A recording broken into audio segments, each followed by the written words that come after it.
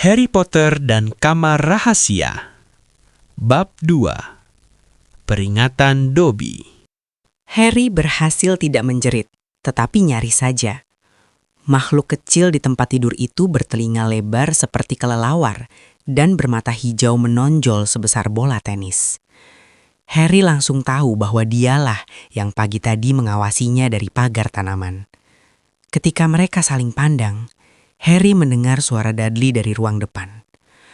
"Boleh kusimpan mantel Anda, Tuan dan Nyonya Mason?"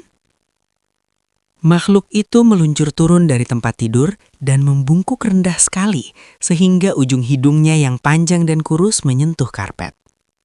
Harry memperhatikan makhluk itu memakai sesuatu yang kelihatannya seperti sarung bantal usang dengan robekan untuk lubang lengan dan kaki. Halo," kata Harry gugup.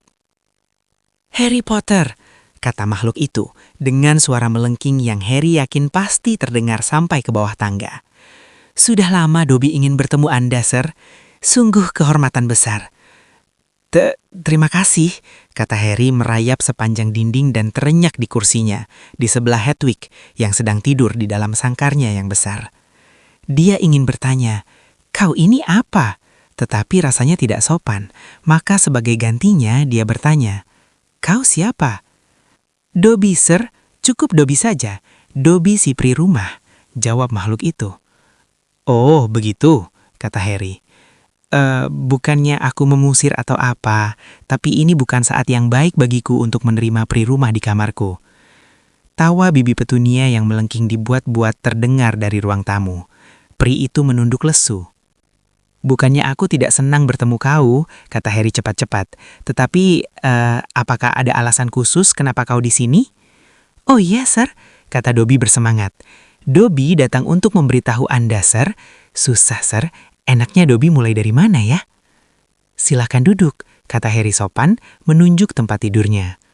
Betapa kagetnya dia, air mata si pri langsung bercucuran. Dia terseduh-seduh. "Silahkan duduk," dia meraung. "Belum pernah, sekalipun belum pernah." Harry mendengar suara-suara di bawah terhenti.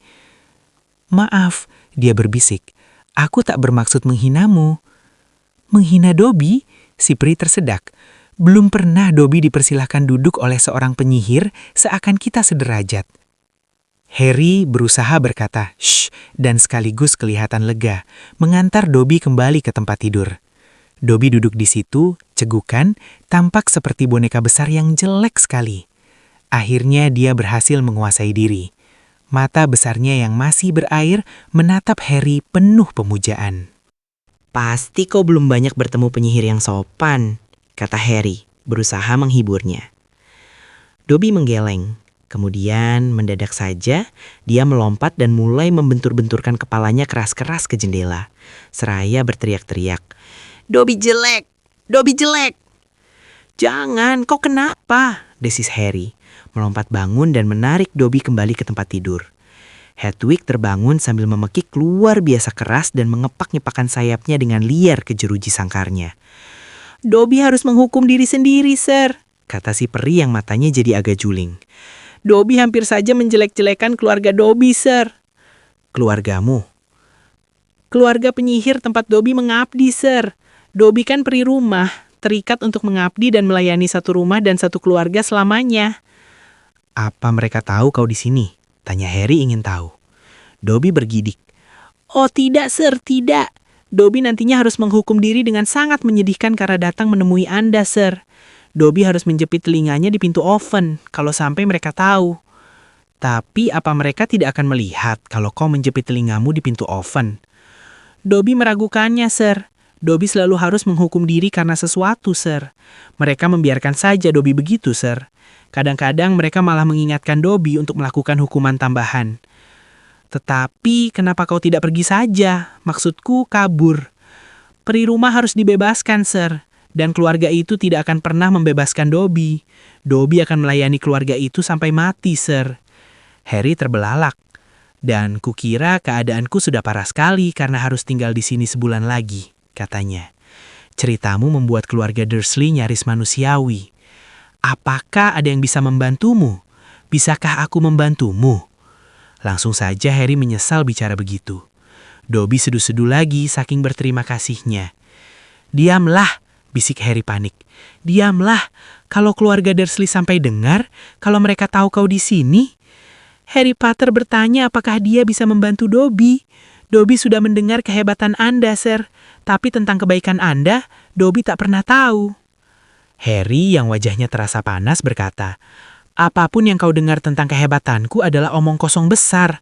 Aku bahkan bukan juara di antara teman-teman seangkatanku. Juaranya Hermione, dia..." Tetapi Harry mendadak berhenti karena memikirkan Hermione terasa menyakitkan. "Harry Potter rendah hati dan sederhana," kata Dobby penuh kekaguman, matanya yang seperti bola berbinar-binar. "Harry Potter tidak menyebut-nyebut kemenangannya atas dia yang namanya tak boleh disebut." "Voldemort?" kata Harry. Dobby menutup telinga kelelawarnya dan mengerang. "Ah, jangan sebut namanya, Sir. Jangan sebut namanya." "Sorry," kata Harry cepat-cepat. "Aku tahu banyak orang tidak menyukainya. Temanku Ron..."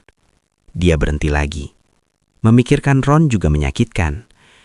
Dobby membungkuk ke arah Harry, matanya sebesar lampu sorot. Dobby mendengar cerita bahwa Harry Potter bertemu si pangeran kegelapan itu untuk kedua kalinya, baru beberapa minggu lalu. Bahwa Harry Potter sekali lagi berhasil lolos. Harry mengangguk dan mata Dobby mendadak berkilau oleh air mata. "Ah, Sir," isaknya, mengusap wajahnya dengan salah satu ujung sarung bantal butut yang dipakainya. "Harry Potter sungguh gagah berani. Dia sudah menghadapi banyak bahaya. Tetapi Dobby datang untuk melindungi Harry Potter, untuk memperingatkannya. Meskipun karena itu Dobby harus menjepit telinganya di pintu oven nanti. Harry Potter tidak boleh kembali ke Hogwarts." Kesunyian yang menyusul hanya dipecahkan oleh dentang-denting garpu dan pisau dari bawah, dan sayup-sayup suara Paman Vernon di kejauhan. Apa?" Harry tergagap. "Tapi aku harus kembali sekolah mulai tanggal 1 September. Itu saja yang membuatku masih di sini. Kau tak tahu bagaimana rasanya di sini. Aku tidak termasuk salah satu dari mereka. Aku lebih cocok di duniamu, di Hogwarts." Tidak, lengking Dobby, menggeleng-gelengkan kepalanya keras-keras sampai telinganya menampar-nampar. "Harry Potter harus tinggal di tempat di mana dia aman. Dia terlalu hebat, terlalu baik. Sayang kalau kami sampai kehilangan dia. Kalau Harry Potter kembali ke Hogwarts, nyawanya dalam bahaya." "Kenapa?" tanya Harry terkaget. "Ada rencana rahasia Harry Potter. Rencana untuk membuat hal-hal yang paling mengerikan terjadi di sekolah sihir Hogwarts tahun ini," bisik Dobby. Mendadak seluruh tubuhnya gemetaran. "Dobby sudah tahu selama berbulan-bulan, Sir. Harry Potter tidak boleh membahayakan dirinya. Dia terlalu penting, Sir." "Hal mengerikan apa?" tanya Harry segera. "Siapa yang merencanakannya?" Dobby membuat suara tersedak aneh, kemudian membentur-benturkan kepalanya liar ke dinding. "Baiklah," seru Harry, menyambar lengan si peri untuk menghentikan perbuatannya. "Kau tak bisa mengatakannya, aku mengerti. Tetapi kenapa kau memperingatkan aku?" Pikiran tak enak mendadak melintas di benaknya. "Tunggu, ini tidak ada hubungannya dengan dengan kau tahu siapa kan? Kau tinggal menggeleng atau mengangguk?" Cepat-cepat Harry menambahkan, ketika dengan mengkhawatirkan, kepala Dobby sudah mengarah lagi ke dinding. Perlahan-lahan, Dobby menggelengkan kepala. Bukan dia yang namanya tak boleh disebut, Sir." Tetapi mata Dobby melebar, dan dia kelihatannya mencoba memberi Harry petunjuk. Meskipun demikian, Harry sama sekali tidak paham. "Dia tidak punya adik laki-laki, kan?" Dobby menggeleng, matanya menjadi lebih besar dari sebelumnya. Yah, kalau begitu aku tak bisa memikirkan siapa lagi yang punya kesempatan untuk melakukan hal-hal mengerikan di Hogwarts, kata Harry. "Maksudku, paling tidak di sana ada Dumbledore. Kau tahu siapa Dumbledore, kan?" Dobby menundukkan kepala. "Albus Dumbledore adalah kepala sekolah terhebat yang pernah dimiliki Hogwarts. Dobby tahu itu, Sir. Dobby sudah mendengar kehebatan Dumbledore menyaingi kehebatan dia yang namanya tak boleh disebut pada puncak kekuasaannya. Tetapi, Sir," suara Dobby merendah menjadi bisikan mendesak, "ada kekuasaan-kekuasaan yang Dumbledore tidak. kekuasaan yang penyihir baik tidak. Dan sebelum Harry bisa mencegahnya, Dobby melompat turun dari tempat tidur, menyambar lampu meja Harry, dan mulai memukuli kepalanya dengan jeritan-jeritan memekakkan telinga. Di bawah mendadak sunyi. 2 menit kemudian, dengan jantung berdegup liar, Harry mendengar Paman Vernon masuk, seraya berkata, "Dudley pasti lupa mematikan televisinya, dasar ceroboh anak itu." "Cepat, masuk lemari pakaian!" desis Harry, mendorong Dobby masuk, menutup pintu lemari, dan melempar dirinya ke atas tempat tidur tepat ketika pegangan pintu bergerak. "Setan, kau ini ngapain sih?" kata Paman Vernon dengan gigi menggertak, wajahnya sangat dekat ke wajah Harry. "Kau baru saja membuat berantakan leloconku tentang pemain golf Jepang. Kalau bikin suara sekali lagi, kau akan menyesal telah dilahirkan." Paman Vernon meninggalkan kamar dengan menghentakkan kakinya. Gemetaran, Harry mengeluarkan Dobby dari lemari pakaian. "Tahu kan bagaimana di sini? Paham kan kenapa aku harus kembali ke Hogwarts? Hogwarts satu-satunya tempat di mana aku punya... kupikir aku punya teman. Teman yang bahkan menulis surat pun tidak kepada Harry Potter," kata Dobby licik. "Kurasa mereka..." "Tunggu," kata Harry, keningnya berkerut.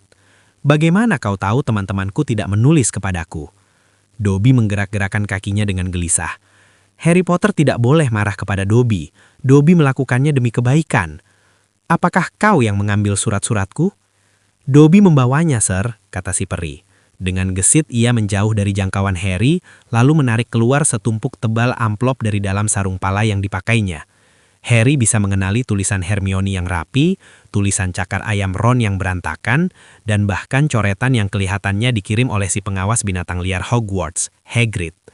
Dobby menatap Harry dengan cemas. Harry Potter tidak boleh marah. Dobby berharap kalau Harry Potter mengira teman-temannya melupakan Harry, Harry Potter mungkin tidak ingin kembali ke sekolah, Sir. Harry tidak mendengarkan.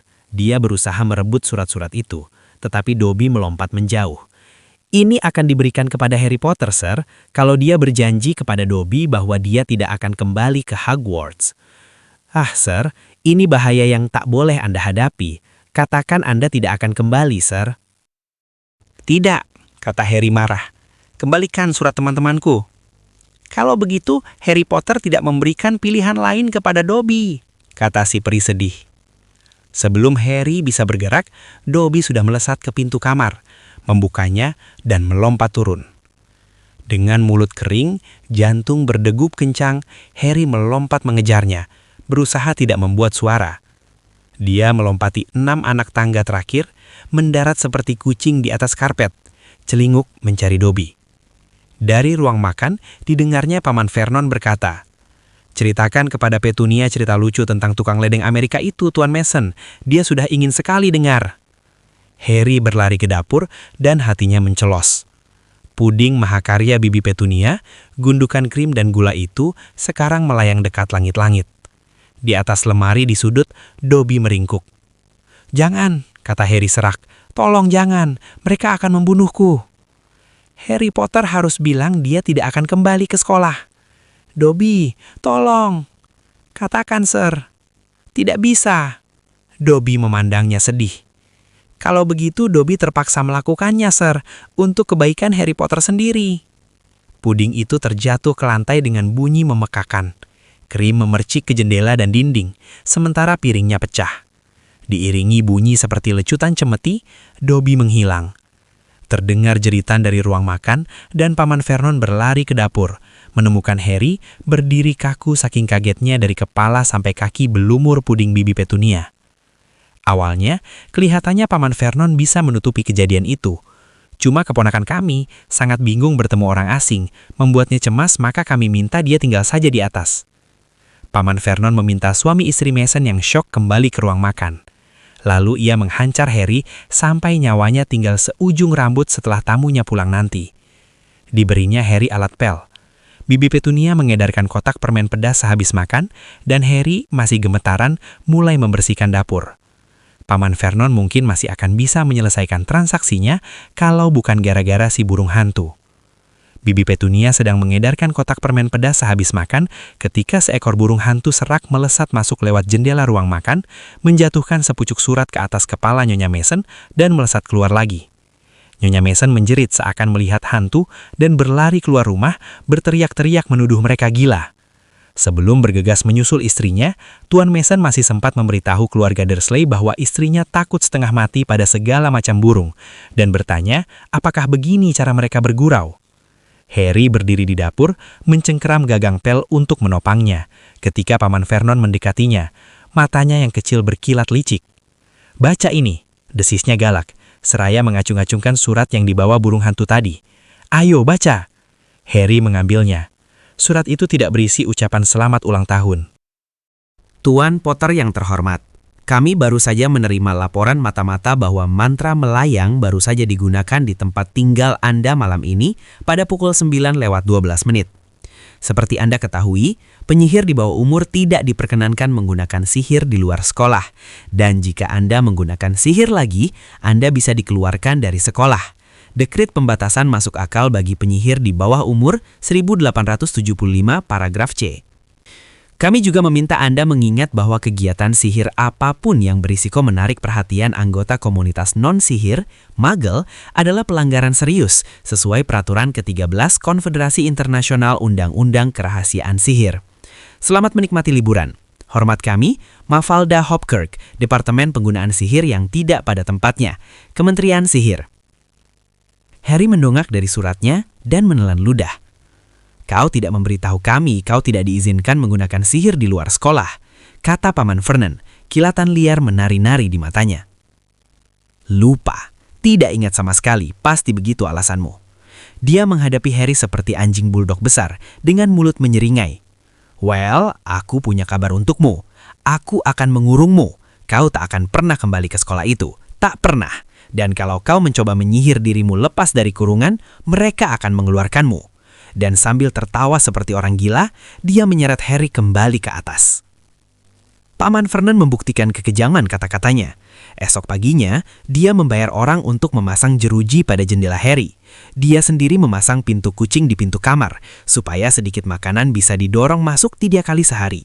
Mereka mengeluarkan Harry untuk ke kamar mandi sehari 2 kali, pagi dan sore. Selain waktu itu, dia dikurung di kamarnya sepanjang waktu.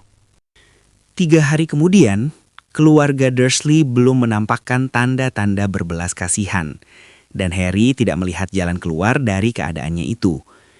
Dia berbaring di tempat tidurnya, memandang matahari terbenam di balik jeruji jendelanya, dan sedih sekali memikirkan apa yang akan terjadi padanya.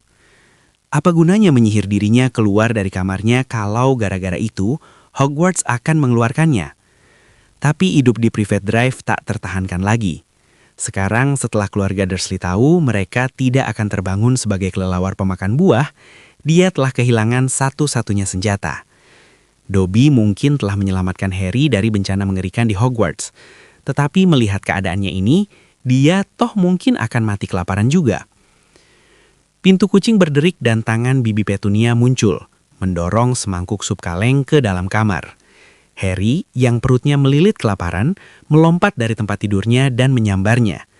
Sup itu dingin, tetapi dia meminum separohnya sekali teguk. Kemudian dia menyeberang kamar menuju sangkar Hedwig, dan menuang sayur yang sudah lembek di dasar mangkuk itu ke piring kosong Hedwig. Hedwig menyisiri bulunya dan melempar pandangan jijik ke arah Harry. "Tak ada gunanya menolak makan, cuma ini yang kita punya," kata Harry muram.